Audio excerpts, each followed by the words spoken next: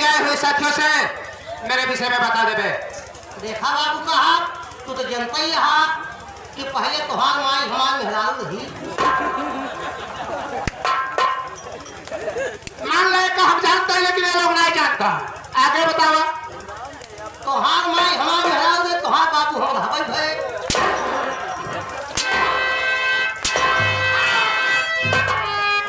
पहले बाबू का हमार ले सुन ले। ले सुनना या तो हम पियाजों ले। किस समय की बात बता रहा है? आया हमारे कहा का मतलब, पहले तुहार बाबू जब रहे तो हम नौकरी करते हैं, तुहार माई रहे हमार मेहरारू नौकरी करते ही। सीताराम, तो जब तुम्हारे बाबू को मुझे बनाएगी नमो, तो बताओ हम तुम्हारा कैसे ले। अच्छी बात है, मैं समझ गया कि तो मेरे सामने मेरा नाम लेने में असमर्थ है। हाँ बाबू साहब, सीताराम, आप हमारे मालिक हैं, हम आपको 2 टके के नौकर, 1 कौड़ी का गुलाम हो। आपको सही नहीं बता सकता हूँ। सीताराम, हाँ, तुम तो जानते हो कि इस इलाके में हमारे नाम की दहशत है। हमारे सामने इस इलाके में कोई भी सर उठाकर मुझसे बात नहीं करता है, सही बात। न ही कोई मुझसे बगावत करता है। लेकिन आज तुझे एक राज की बात बताऊंगा बे। कौन सी बात?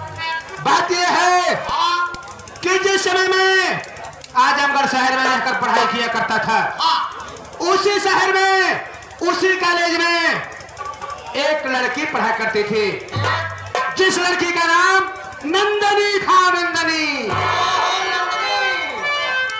एक दिन की बात, कॉलेज में लंच हुआ था। मैं अपने नाश्ते का टिफिन दान लेकर बगीचे में जाकर आम के पेड़ के नीचे बैठकर नाश्ता शुरू कर दिया। उसी समय नंदनिया घूमते घूमते आकर मेरे करीब में बैठ गई है। मेरे करीब में बैठने के बाद वो एक निगाह से मुझे देखती रहे और मैं नाश्ता करता रहा। देखते ही देखते ना जाने उसके दिमाग में क्या आया है। उसने तत्काल मेरा हाथ पकड़ा और बोला, बोल दी कि Singhania Singh, I love you. मैं तुमसे प्रेम करती हूँ, मैं तुमसे मोहब्बत करती हूँ और शादी करोगे तो सिर्फ तुमसे करूंगी। इतनी बात सुनने के बाद मैं आवेश में आ गया। मैंने खाना बंद कर दिया, दाहिना हाथ उठाया, उसके सर पे रख दिया। मैंने कहा, नंदनी, आज मैं वृक्ष के नीचे कसम खाता हूँ कि शादी करूंगा तो सिर्फ तेरे से करूंगा, अन्यथा सारी जिंदगी कुंवारा बिता दूंगा। लेकिन इसी तरह ऐसा कुछ नहीं हुआ बे। ऐसा कुछ नहीं हुआ। हरामजादे मुझे धोखा दे दिया, क्योंकि परीक्षा होने के बाद हमारे जो कपड़े का कारखाना महाराष्ट्र में है, वहां पर 12 जोड़ी लोन चल रहा था। अचानक मेरे फैक्ट्री में आग लग गई। वहां से मुकादम ने फोन किया कि बाबू साहब कारखाने में आग लग गई है, बहुत भारी नुकसान हो गया है, टांच बंद करिए। मैं यहां से महाराष्ट्र चला गया। वहां पे कारखाने का काम शुरू करने में 6 महीने का समय गुजर गया। उसी 6 महीने के बीच में नंदनिया हरामजादी अपनी शादी रचा लिया।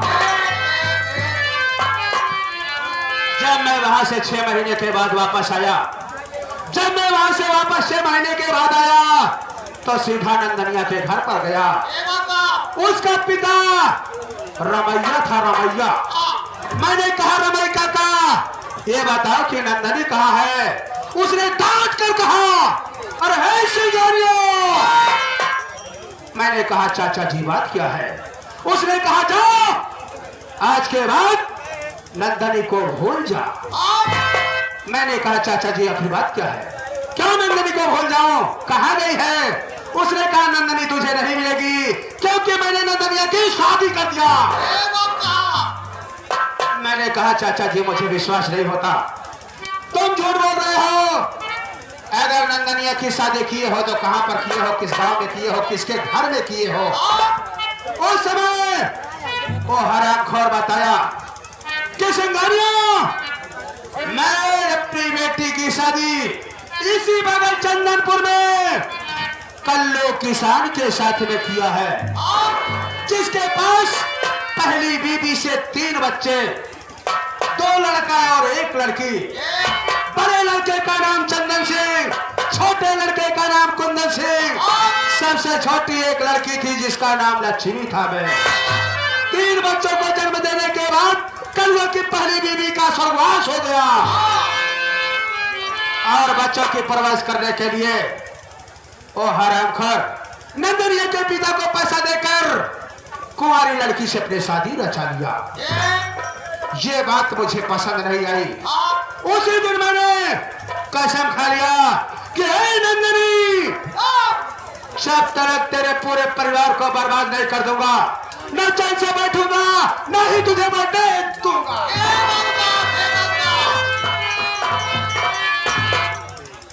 इतना करने के बाद मैं वहां से भागा अपने घर पर आया। घर पर आया, राइफल को उठाया और अपनी गाड़ी को स्टार्ट किया, सीधा चंदनपुर बाजार में पहुंच गया। बाजार में पहुंचने के बाद मैंने पता किया कि कलुआ किसान का घर किधर है। लोगों ने बताया कि बाबूजी, ये बाजार से जो चक्रोट जाता है, इससे लगभग 1 किलोमीटर दूर पर जाएंगे तो सबसे पहले कल्लू किसान का घर पाएंगे। सीताराम, मैंने अपनी गाड़ी को वहीं पर रोक दिया, चौराहे पर। वहां से पैदल चलना शुरू कर दिया। वहां से भागते भागते जब कलुआ के घर पर पहुंचता हूं तो उसके मकान की खिड़की खुली थी। मैं पीछे खिड़की से क्या देख रहा हूं, वो नंदनिया हरामजादी अपने पति को 100 की नोट और हाथ में थैला पकड़ा रही थी। कह रही थी कि स्वामी जी, आज घर में पकाने के लिए सब्जी नहीं है, चले जाओ बाजार से कुछ सब्जियां ले आओ। इतना देखने के बाद मैं वहां से वापस आकर मैं उसी चक्रोट के पीछे छुप कर बैठ गया। वो हरामखोर थैला लेकर उसी चक्रोट से आ रहा था। मैंने मौका देखकर उसके पैरों में गोली मार दिया। उसके पैरों में गोली मार दिया। ओ हरामजादा वहीं गिरकर तड़पने लगा। मैं वहां से मौका निकाल कर भाग निकला। मैं वो साला सदा के लिए अपाहिज हो गया। अपाहिज होने के बाद नंदनिया उसकी सेवा करते करते ऊब गई। एक दिन भागकर आई, भागकर मेरे हवेली पर आई और मेरे पैरों में गिरकर गिड़गिड़ाने लगी। मैंने कहा, नंदनी, बात क्या है, क्यों रो रही है, कौन सा कष्ट है? अरे अब तो तेरी शादी हो गई है, 5 बच्चे हो गए हैं, अब तो तुझे खुश रहना चाहिए। उसने कहा, नहीं बाबूजी, मेरी शादी मेरी मर्जी से नहीं हुई है। मेरे माँ बाप ने धन दौलत के लालच में मेरी शादी एक गुट्ठे से करा दिए। मैं वहाँ शादी का सुख नहीं पाई, ऊपर से वो हरामजादा विकलांग हो गया है। मैं उसकी सेवा से उब चुकी हूँ, मुझे छुटकारा दिला दो। मैंने उससे कहा, नंदनी, इसके लिए तुझे ये काम करना होगा। उसने कहा, बताओ। मैंने कहा, जाओ अपने पति की सेवा को बढ़ा दे और उसे प्रतिदिन आधा लीटर दूध लगाकर पिलाना शुरू कर दे। और जब हफ्ता 15 दिन बीत जाएगा, तेरा विश्वास पूरा जब जम जाए तो एक दिन उसी दूध में जहर दे देना। ओ हरामजादी मेरे कहने पर अपने पति को जहर देकर मार दिया। वो इस दुनिया को छोड़कर चला गया। तब से नंदनिया ये समझती है कि मैं उसे दिलो जान से चाहता हूँ, लेकिन ना, मैं बदले की भावना में जल रहा हूँ। मैं उसे मिलाकर उसके परिवार को बिखेरना चाहता हूँ। और रास्ते के बच्चे हैं 3 कांटे, और वादा करता हूँ कि एक दिन पूरे परिवार को बिखेर कर नहीं रख दिया तो मेरा नाम जमींदार सिंह। लेकिन सीताराम, आज मेरा मूड है, चलो कहीं शिकार खेलने चलते हैं।